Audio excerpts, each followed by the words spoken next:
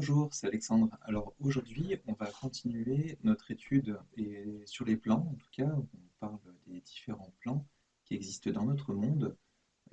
Et donc aujourd'hui, on va évoquer le plan qui s'appelle Kamaloka, ou on l'appelle également le purgatoire. Alors, qu'est-ce que c'est que ce plan? Alors, c'est un plan qu'on peut voir notamment dans le film de Chico Xavier qui s'appelle Nos Solar, où en fait, à un moment donné, le personnage principal passe par ce plan.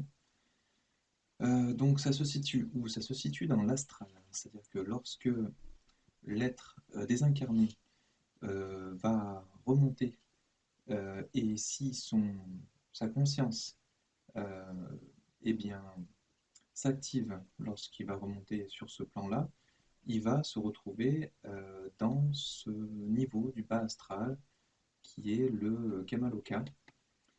Et donc, il y aura un travail à faire à un moment donné pour comprendre ses erreurs et donc, à un moment donné, eh ben, ouvrir son cœur pour pouvoir remonter.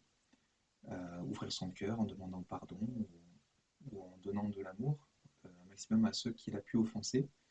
Donc, bon, il y a plusieurs initiatives qui pourront lui permettre eh bien, d'ascensionner, mais il y a des êtres qui peuvent rester bloqués pendant un moment parce que ben, du coup, ils sont tellement dans des énergies sombres ou alors dans un manque d'énergie. Ils peuvent être également vampirisés par d'autres êtres qui se nourrissent des, de ces mauvaises énergies, ces mauvaises vibrations, et bien qu'ils vont pouvoir stagner sur cet état qui est peu recommandé parce que eh bien, on n'est pas bien, on peut avoir froid, faim, enfin voilà, on peut ressentir des émotions, des sensations qui nous sont très désagréables.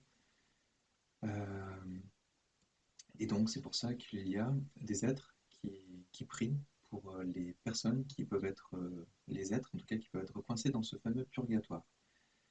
C'est notamment des personnes qui sont dans les ordres religieux principalement, et qui vont ben, du coup prier régulièrement pour essayer de donner un maximum d'énergie, d'amour pour ces êtres, pour qu'ils puissent ouvrir leur cœur à un moment donné et s'ouvrir, on va dire, vers d'autres plans et remonter plus haut dans la lumière.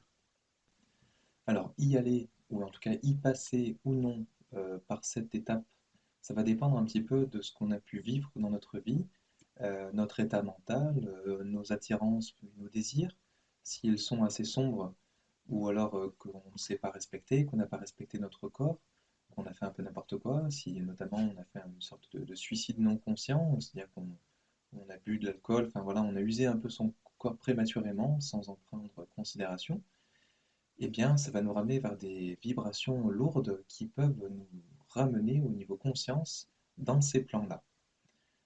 Mais si ce n'est pas le cas, c'est-à-dire que si vous avez été lumineux toute votre vie, si vous êtes assez spirituel, voilà, si vous êtes plus dans des vibrations hautes, vous avez un corps astral qui est plus subtil, et donc vos coques, ce qu'on appelle les coques, c'est tout ce qui est enveloppe énergétique qui vous protège, eh bien elles vont se dégrader petit à petit lorsque vous allez remonter en conscience au niveau de vos différents corps énergétiques. Et donc, vous n'allez pas reprendre conscience dans ces coques énergétiques, notamment astrales, là on est en train de parler de l'astral, et vous allez peut-être vous réveiller en conscience plutôt sur le plan mental inférieur ou mental supérieur, et donc ne pas passer par ces étapes intermédiaires dans l'astral. Euh, Sachant que, eh bien, vous pouvez rester aussi dans l'astral plus ou moins longtemps par rapport à ce que vous avez vécu, par rapport à l'expérience, par rapport à celui que vous avez été dans votre vie passée lorsque vous remontez, hein, je parle au moment de la mort. Et donc, plus on a été lumineux dans notre cœur, dans notre vie, et plus vite on va passer par ces stades dans l'astral. Donc on le voit notamment dans nos solars, où un être eh bien, remonte, effectivement, il passe effectivement dans les premiers plans de l'astral, après quoi il est secouru parce qu'il monte un peu en vibration, il remonte, je crois, dans à peu près le cinquième plan au niveau de l'astral, sous-plan, pardon, de l'astral. Et donc, à un moment donné, eh ben, il va y rester plus ou moins longtemps, parce qu'il aura des choses à y faire, le temps que son enveloppe astrale se dégrade, et que justement, ça lui permette de se libérer et de pouvoir remonter à un plan supérieur. Donc la conscience va à nouveau se mettre un peu en pause, comme si on était endormi, lorsque le corps astral va vraiment se décomposer suffisamment pour qu'il puisse remonter sur le plan supérieur. Et donc après, on va se réveiller dans un plan du mental inférieur ou supérieur, selon le niveau de conscience et les vibrations de la personne. Et donc, on va arriver sur un plan où les choses seront plus fluides, plus lumineuses, plus belles, jusqu'à arriver au stade final où on va remonter petit à petit jusqu'au mental supérieur. Alors, au décès, on a le double éthérique, l'enveloppe éthérique qui est au-dessus de l'enveloppe physique, qui la protège et qui la nourrit, qui va se détacher petit à petit. Donc, on considère que c'est dans les 3 jours. Et donc, c'est là où on a la conscience qui va revivre tout ce qu'on aura vécu dans notre vie. C'est un petit peu ce que des personnes ont commencé à entrevoir dans des expériences de mort imminente. Et donc, on va repasser en revue tout ce qu'on a pu vivre dans notre vie. Ça va également nous aider, notamment si on se retrouve coincé au niveau du Kamaloka. Pourquoi? Parce que on va pouvoir comprendre nos erreurs et ce qu'on a pu faire vivre aux autres. Et donc, c'est à ce moment-là où on va pouvoir demander pardon, ce qui est une étape très importante.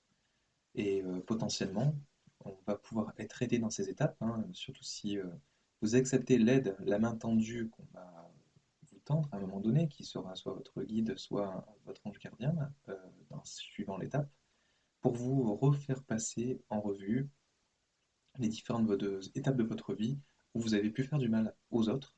Et donc, on va vous mettre à la place de la personne qui a été blessée ou offensée et vous faire vivre ça pour que vous puissiez le comprendre.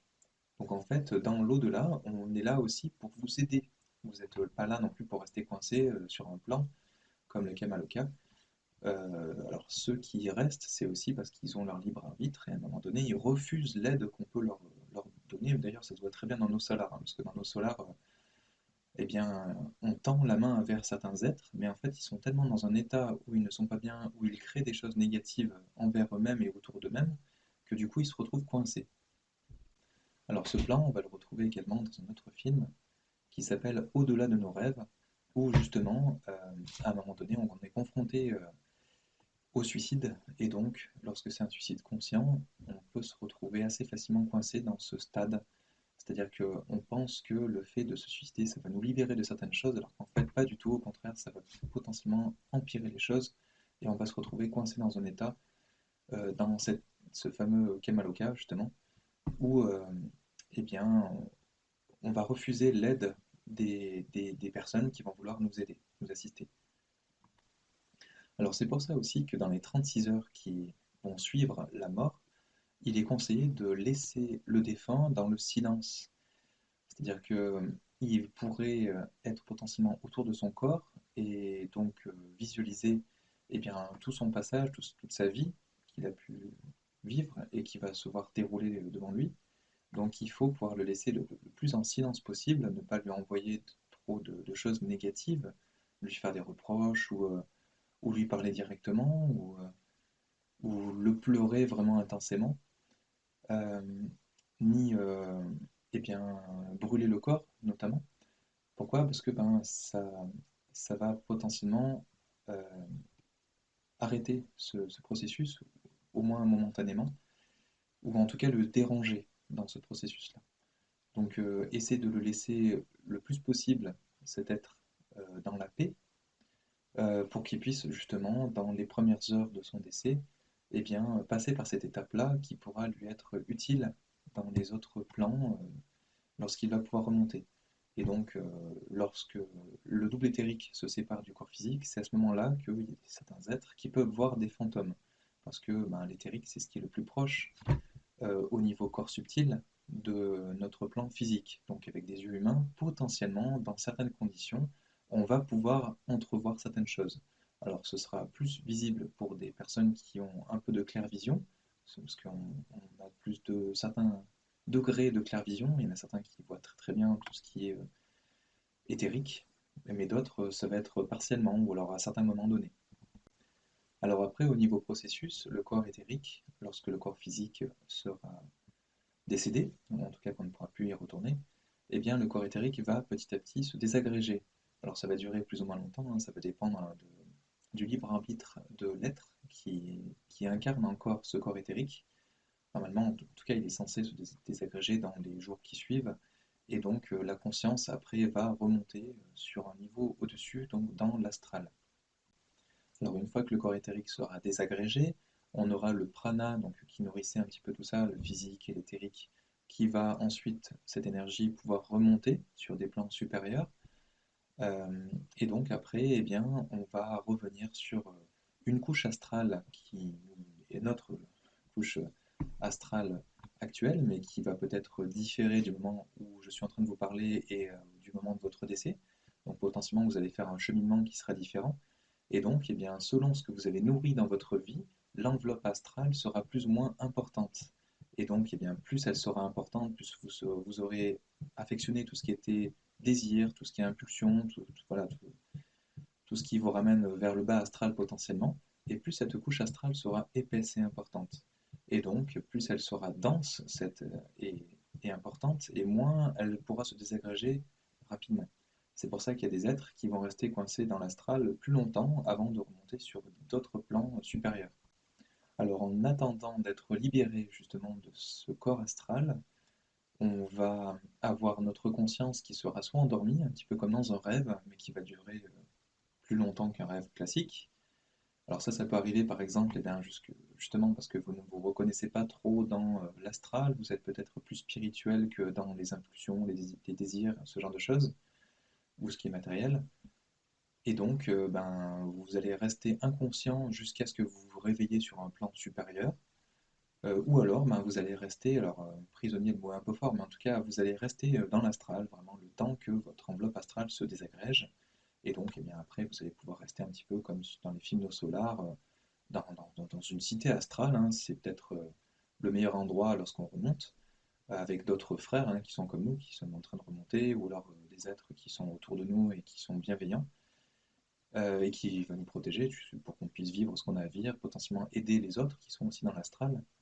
Et donc, à un moment donné, lorsque l'enveloppe sera suffisamment désagrégée, vous allez pouvoir ensuite remonter. Alors, si on est décédé par une mort brutale, ou alors si c'est un assassin qui a assassiné quelqu'un, lors de la mort, il va revisualiser ou ressasser en tout cas cet événement en boucle. Euh, et donc, à un moment donné, il faudra essayer de voir de ce... Alors, c'est comme ceci qu'on peut voir notamment des dames blanches. Pourquoi? Parce que c'est une enveloppe éthérique en fait qui reste sur Terre, donc l'état de fantôme, comme j'en ai parlé tout à l'heure. Et donc en fait, l'être va revivre plusieurs fois sa mort brutale jusqu'à ce qu'il l'intègre, ce qu'il la comprenne et qu'il accepte à un moment donné l'aide d'autres êtres qui pourront ensuite lui venir en aide et donc l'aider ensuite à surmonter cette épreuve pour remonter ensuite sur d'autres plans. Alors si on décède en étant dans un état d'affolement, il faut comprendre qu'on garde cet état d'affolement, on va le ressasser un petit peu en boucle pendant les premiers jours, donc ça va durer longtemps. C'est pour ça que lors du décès, savoir qui on est, ça peut aider à vraiment relâcher et donc lâcher prise et donc bien remonter plus sereinement. Alors on va évoquer les différentes couches astrales et ce qu'il peut se passer lors de notre remontée lorsqu'on va être sur tel ou tel plan. Alors on parle du premier plan, donc le premier plan qui est dans le bas astral. Alors c'est la première couche où il y aura les êtres les plus vils qui seront coincés dans cette couche, le temps de comprendre des choses et d'évoluer, et ensuite pouvoir passer à un niveau supérieur. Donc il faut savoir que dans l'astral, on incarne ce que l'on pense. Si on ressent des choses très négatives, on est un animal, une bête féroce, eh bien on va ressembler à une bête féroce. On ne pourra pas cacher nos émotions et ce que l'on est en fait. Alors on va également retrouver les suicidés, ceux qui se sont suicidés alors, pour différentes raisons, on n'y reste pas forcément très longtemps parce qu'on s'est suicidé.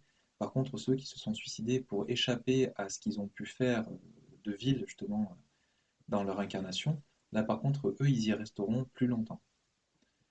Euh, donc il y aura aussi d'autres êtres dans le bas astral qui peuvent potentiellement influencer d'autres et qui peuvent les faire stagner dans le bas astral Il y a aussi des êtres plus lumineux qui essaieront de les aider, de leur tendre la main. Il y a un petit peu les deux. Alors ensuite, le second niveau est un peu moins sombre. Il est assez proche du monde physique. On va y retrouver les êtres qui étaient très attachés à tout ce qui est physique, et aux trivialités de l'existence, tout ce qui est matériel. Donc on va notamment retrouver les fameuses âmes qui tapent dans les murs. Alors pourquoi? Il y a différentes raisons, c'est qu'ils essaient de se manifester et de faire comprendre qu'il y a certaines choses qu'ils veulent encore faire dans le physique, même s'ils ne font plus partie de ce plan, mais ils sont retenus en tout cas.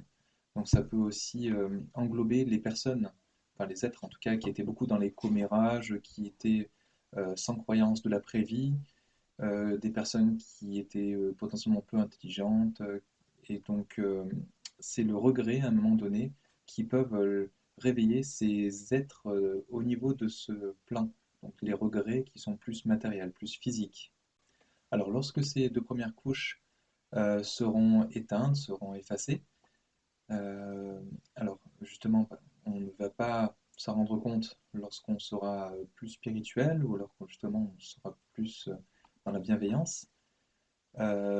Mais on pourra rester un peu coincé dans le bas astral, notamment si on était plus dans des vibrations lourdes et que du coup on va conserver cette enveloppe, cette couche astrale eh bien, qui va correspondre à ce niveau de conscience.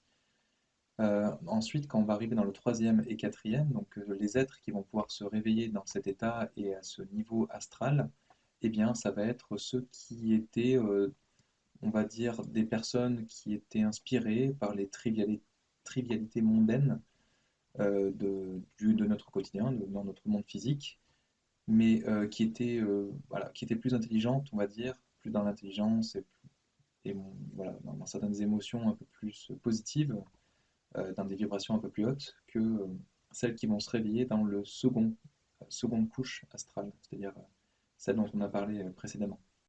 Alors, dans la cinquième subdivision, du plan astral, on va retrouver, et on va y stagner le temps que notre cinquième couche se dégage, astrale.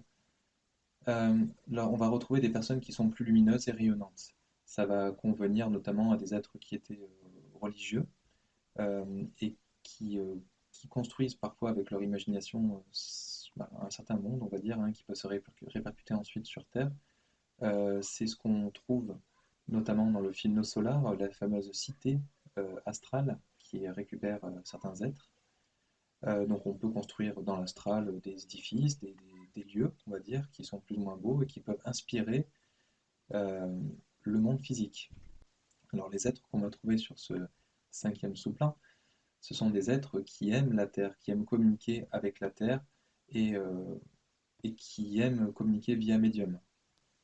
Alors la sixième région astrale va être une région qui est un petit peu plus subtile et qui aura été affinée par des êtres qui seront eh bien, plus dans les énergies mentales et artistiques. Mais il y a quand même encore une notion d'ego, on va dire. C'est ce qui fait un peu le distinguo avec le septième plan. C'est un environnement qui est très très beau, c'était fasciné forcément par des artistes. Alors la septième région astrale, du coup, eh bien, va inclure et englober les êtres qui étaient des intellectuels, par exemple, mais qui étaient encore un peu matérialistes. En tout cas, ça va les retenir par rapport à cette notion de matérialiste. C'est aussi des êtres qui ont peur d'oublier toute leur connaissance s'ils remontent sur des plans supérieurs. Donc souvent, ils sont retenus un petit peu par ça, par cette crainte, on va dire, qui vivrait un petit peu comme une seconde mort. Mais c'est pareil, en fait, on va être à ce stade-là et potentiellement y stagner lorsqu'il ne restera plus que notre couche la plus subtile dans le plan astral, donc la septième couche, qui nous englobe au niveau astral. Et donc, eh bien, après, petit à petit, ce corps va de toute façon se désagréger, à un moment donné, va nous libérer, et on va revivre ça encore un peu comme une seconde mort. On perd un petit peu cette conscience où on était dans l'astral pour se réveiller sur des plans supérieurs. Alors, à un moment donné, l'enveloppe astrale va se désagréger petit à petit, et donc il n'en restera plus qu'une coquille vide à un moment donné, lorsqu'elle va libérer vraiment la conscience, et donc permettre en fait à la conscience de remonter sur les corps subtils supérieurs, donc dans le plan mental. Et, Et donc, eh bien, on peut aider ces êtres, notamment qui sont dans l'astral, à remonter au travers de prières, en leur donnant un maximum d'amour. Donc, ça, vous pouvez vous faire aider de bougies pour faire ceci. Donc, il est conseillé de faire ce travail-là pendant 40 jours suite au décès, pour donner un maximum d'énergie, d'amour, et prier pour eux pour qu'on puisse leur venir en aide. Donc, souvent, ce qui va se passer, c'est ça, c'est que leurs enveloppes astrales vont se désagréger plus rapidement, sauf si leur libre arbitre, dans leur libre arbitre, ils refusent et ils veulent continuer à vivre une expérience dans le plan astral où ils sont, hein. Peut-être parce qu'ils ont commencé une mission au niveau astral et qu'ils souhaiteraient la terminer, donc pourquoi pas. Et donc la coque astrale vide qui va rester, eh bien, va se désagréger après petit à petit dans le temps avec des matériaux qui vont être recyclés pour d'autres usages par les élémentales notamment qui s'y trouvent. Voilà, bah, j'espère que je vous aurai appris deux, trois choses, ou en tout cas confirmé certaines connaissances. Euh, Là, ce que je vous partage, c'est la vision qui est enseignée enfin, aux médiums et par des médiums, par des êtres, on va dire, qui sont plus spirituels que nous, ou qui sont, on va dire, dans des vibrations plus hautes, qui nous enseignent. Euh, et également, donc, c'est ce qui est partagé au niveau théosophie. Donc, dans la théosophie, on apprend tout ce qui est dans le subtil. Également, c'est la science, enfin la science. C'est là où on essaie de retrouver un petit peu toutes les informations qu'on a dans les religions pour essayer de voir qu'est-ce qui concorde, qu'est-ce qui s'avère être exact ou en tout cas être partagé au niveau point de vue. En tout cas, merci de nous avoir suivis et merci de nous laisser un pouce bleu si vous avez apprécié ce contenu de vidéo et merci de vous abonner si vous voulez être informé de nos prochaines vidéos. Merci et à bientôt.